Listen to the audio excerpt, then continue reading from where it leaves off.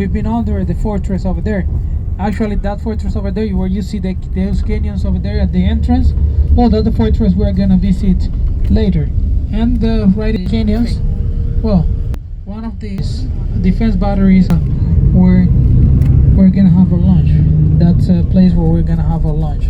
But later, when everything inside was already taken, then by the outside, it's a huge wall. But the wall, the third part of the population already lived outside. That's why this used to be this Nalas. This are 1950 and 1959.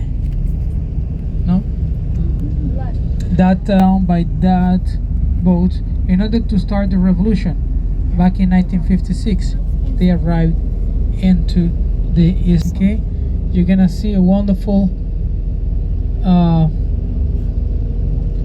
And that building used to be, you know, the settle of this Cuban rum company, Bacardi. Oh well, Bacardi was one of these companies that they didn't agree the revolution, so they leave Cuba, and that's the only Cuban name of a Cuban rum. But they make it in the Dominican Republic. They make it in Puerto Rico, but not anymore in Cuba.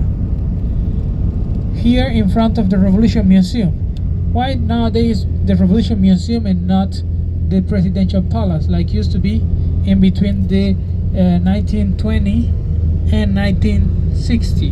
Why? Because after the Revolution triumph, Fidel Castro came down in here, but he said that the Cuban people always remind the president in here as a corrupted president. They used to remind the people that rule our government in here like thieves, and he didn't want Cuba, the presidents of Cuba, from here to another location. And in the same building, they organized what they called, or we called, the stuff that used to belong to these struggles and to. Now we're heading into this symbolic park around here.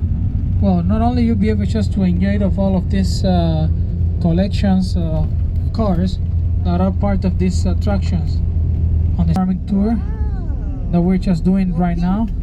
People used to do it in those cars. If later at the